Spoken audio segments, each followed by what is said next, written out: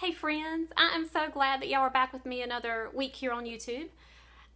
If you have been around a little bit, you know that I usually publish a video every Sunday or Monday, somewhere in there, and almost every single week. Topics cover everything from homeschool encouragement to planning, how we use particular curriculum in our own homeschool, how our homeschool days run. So make sure you look through the collection of videos that have already been posted and see if there's things that might help you with your own homeschool week. Make it a little bit smoother, get a little bit of encouragement. We all need that every now and then. I wanted to share with you today how and why my little girls and I read so many nursery rhymes and study nursery rhymes and memorize them. My little girls are almost 5 and first grade, 6.5. But my children and I have studied, read, devoured nursery rhymes ever since my oldest was little. My children are currently 10, 8.5, 6.5, and 4.5. So my nursery rhyme units now really only focus on my little girls because my olders are just kind of older. You know, they're reading other things right now. More advanced things. But I think nursery rhymes still hold a really important place in childhood. I know that they are not nearly as popular as they were, 50, even 100 years ago. But I think they still hold a really important place in helping children learn how to read, and helping children hear different styles of language, helping children learn how to rhyme. Nursery rhymes are, they're most of them are built on rhyming. So I think that they still hold a really important place in childhood, and plus they're just fun. I mean, you can't read, nursery rhymes without having a smile on your face. They're just good, clean things to read. So my children and I read them often, and we memorize them. One resource, if you're having trouble figuring out why memorization of nursery rhymes would be important, I would encourage you to look on the IEW website. That's Institute for Excellence in Writing. So their website is IEW.com. And this book, even though it's definitely an older book, wow, it has really opened up my eyes to why poetry memorization is so important. And that certainly includes nursery rhymes, even littles, 2 and 3 year olds. The name of the book is Linguistic Development Through Poetry Memorization. And that's just a big old title to kind of an overwhelming title. That gives the how and the why of poetry memorization. And I love this book because then it gives poetry suggestions and a method and how to memorize those, whether your kids are 2 and 3 or whether you're starting with older kids at like 16. So this is an excellent book. It's by Andrew Pudewa, who I have come to find in the last year. And I need to do several videos on how IEW has really changed my homeschool. Their curriculum, their materials. Andrew Pudewa has taught me how to teach my children in the language arts setting. So I encourage you to seek out that website and explore there if you are starting to have children in the kindergarten, first grade, second grade years. But what sealed the deal for helping me make sure that nursery rhymes were a priority was this little book. So nursery rhymes, the way it works in our house, we typically take one nursery rhyme a week and just have fun with it. I have a lot of printables, and I'm going to take you through each one of those and show you how I use those with my little kids. But we typically take just that one nursery rhyme and just have fun with it. There's coloring pages, cutting pages, posters where we read the poem together each day that we're working over that. There's a find it, like a hide and seek activity that my 4-year-old absolutely adores. So there's just a lot of variety of ways to remember these nursery rhymes. Now, my 4-year-old and 6-year-old definitely do not think of nursery rhymes as school. In fact, my husband will come home at the end of the day, and Anna's my littlest, and he'll say, "Oh, Anna, what did you do in school today?" And she'll say, "I didn't do school today." Well, of course she did school today. I mean, I always have things, lined up for her, counting bears, manipulatives. She always has a structured time with me every day. But it makes my heart so happy that she doesn't consider it to be school. So that's perfect. That's my goal. I want her to see it all as fun, because learning should be fun. There should be no tears. There should be no dragging your preschooler to do like school type things. It should just be fun. Their total goal during the day is to play, and of course lots of structured play. Lots of I introduce different ideas. But it should be a fun day. When you are 2 and 3 and 4, 5, 6, play's the goal. So I will take you through each of the printables and show you how you can use these with your own kids. So I have various nursery rhyme packets that you can download. Jack and Jill, Polly Put the Kettle On, Little Miss Muffet, pretty traditional nursery rhymes. And I want to show you each element that's in it and how you can use it with your own child. So this is an example of Jack and Jill. Each day that we work on this nursery rhyme, and like I said, it's usually for the whole week, we read, I consider these to be like little poster sizes, and I definitely laminate them because they get a lot of use. So we read the nursery rhyme together. We talk about the words that are a little bit unusual. So Jack and Jill went up the hill to fetch a pail of water. Why are they going up a hill to a well? That was one of my daughter's questions. Fetch, we talked about the word fetch, which is not that typical. Please excuse the glare. Since they're laminated, they've got a glare.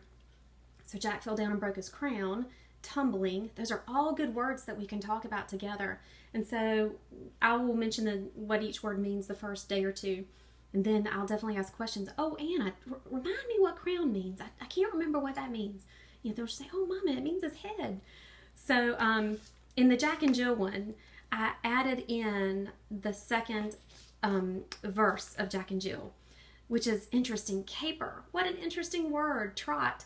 So those are, I love nursery rhymes because they provide such a rich type of vocabulary. I mean, we don't typically walk around, saying, Mom, I'm going as fast as I could caper, which my 6-year-old now says, but it's directly from learning it from, this Jack and Jill poem. So we definitely read these every day. The little tiny words like he or to, I have my 4.5-year-old, she's almost 5. I have her point those out to me. She is definitely not reading yet, but I still show her what those are, just to prompt her memory. In this Jack and Jill packet, we worked on the letter J. So several times during the week, I'll have her point out each J on the page, make sure she knows what that letter sound is. So these, when we're not using the posters, I usually put them up on our whiteboard, which is magnetic. So I just put them up with a magnet up at the top, so they can stay fresh in her mind.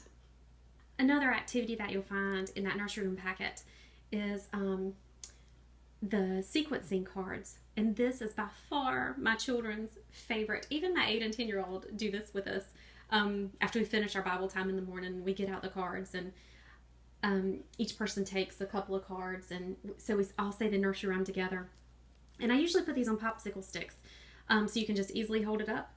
So this one is, so for example, Anna will have Jack and Jill, and she holds up her card whenever she hears Jack and Jill. My 6-year-old might have hill, so she holds up her card, so it'll be like Jack and Jill went up the hill, and then the next person who has a pail of water raises her card up high whenever she hears that certain portion of the rhyme. These are wonderful in that it helps them pay attention. It helps them when we're saying the rhyme together to make sure that they know their part. So it's just a good way to help memorize the poem, but they absolutely love this activity. So I would encourage you not to skip it.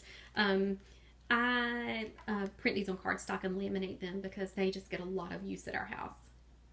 My kids and I are actually working on Polly Put the Kettle On this week. And so this is just a little reader that my 4-year-old and my 6.5-year-old will have. My 6.5-year-old will be able to read it. My 4-year-old not so much, but she loves to have her own little books. So Polly put the kettle on, Polly put the kettle on, Polly put the kettle on, we'll all have tea. And then the next line's Sookie, take it off again.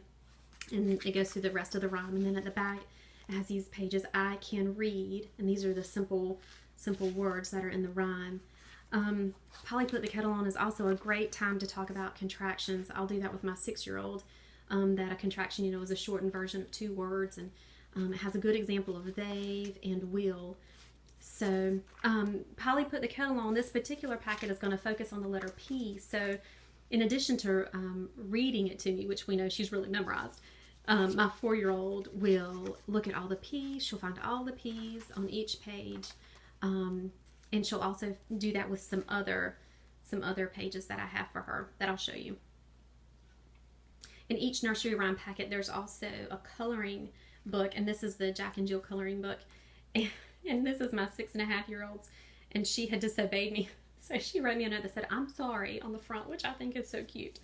So this is her packet. There's tracing lines at the bottom, a coloring portion at the top. She was trying to say went up the hill. So sometimes she traces, sometimes she does not, and sometimes she adds extras to the page. I usually leave a lot of white space on the page because very oftentimes, especially my 4-year-old, she'll add a sky and a sun, and she'll just add other elements to hers. So I make sure that there's a lot of white space for them to add their own, own creativity to it. Another activity my little girls just absolutely adore are these cutting practice pages. You'll find several different themes on my site that are free. There's pumpkins, apples, transportation.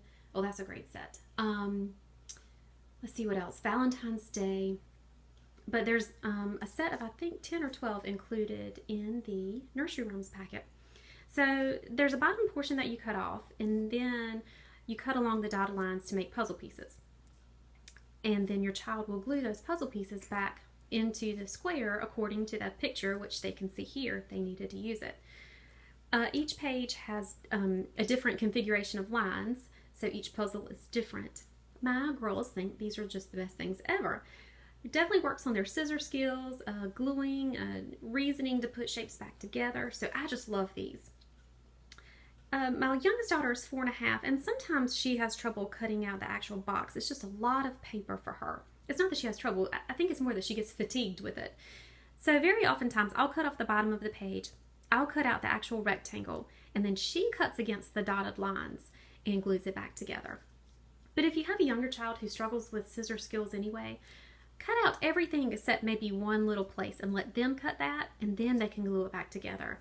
So they can feel successful that they use their scissors and then they could glue the piece back together. So this is just a super fun activity. My girls love, love, love it.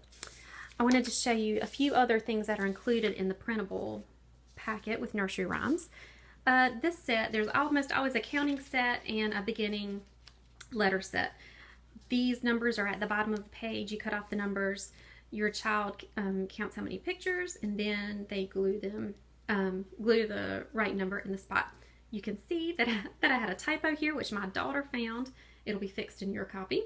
So I love that they find my mistakes. That's absolutely wonderful and fine with me. They're my little editors. Here's the beginning sound page. Same concept. You cut off the bottom, cut out the squares. They put the beginning sound beside the correct picture. These are fun. There's 4 different dot-to-dots in each packet. Lowercase letters, a set of uppercase letters, counting from 1 to 10, and also counting from 1 to 20. So dot-to-dots are always fun. We love those. There's a highlight the letter page. Like I said, Jack and Jill focuses on the letter J. So my daughter used this was my 4.5-year-old. She used a yellow highlighter to highlight all of the J's, and then she wanted to X everything out that was green. So yeah, she enjoyed those. And she didn't get to color as much as she wanted to because we had to leave the house. But I oftentimes put a lot of black and white pictures. I have children that love to color, so that's a lot of fun for them. Here's just another copy of another dot-to-dot. This was the uppercase letters for Jack and Jill. The last printable that I want to show you from the Nursery Rhyme packet is this super fun hide and seek game that I made up for my little girls called Find It. This is my 4-year-old's absolute favorite thing to do. Are we playing Find It this morning, Mama? Is that what we're going to do? Can we do that first? So she really enjoys it, which I love that she's excited about it. So Find It. I slide this page in. I just printed on regular printer paper, not cardstock.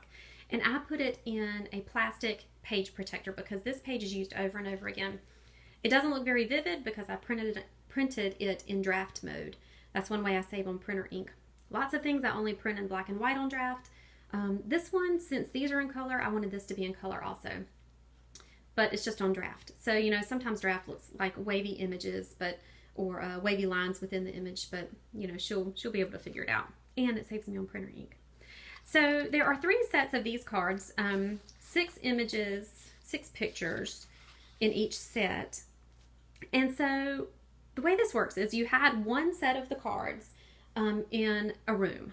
So for example, we did this out on my front porch. I hid them in different places on the front porch, you know, on the railing, in one of the chairs, and one of the potted plants up against the door.